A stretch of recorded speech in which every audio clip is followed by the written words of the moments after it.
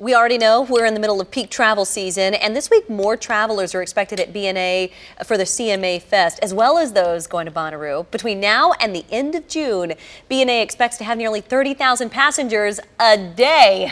TSA says during this travel season, you'll want to get to the airport at least 2 hours early. This would help ensure that you actually make it through security. We know that can get bogged down. Check your bags. If they have enough time to get your gate as well, that can slow you down. Just last year, TSA officials say they saw on average 17,000 to 18,000 a day. Now that number has grown to the average of 22,000 travelers a day.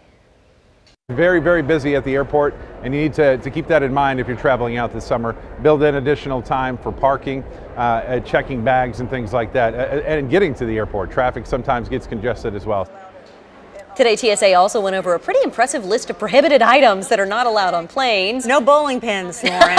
Right, especially the ones that are autographed.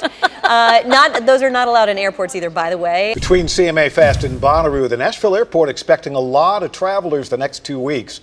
If you're traveling through BNA, there are a few things you need to be mindful of.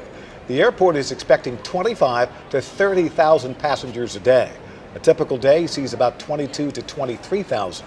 Passengers should arrive at least 2 hours before their flights. Also, make sure you double check your carry-on bag. TSA agents have collected a number of items that are prohibited on planes, some that might surprise you.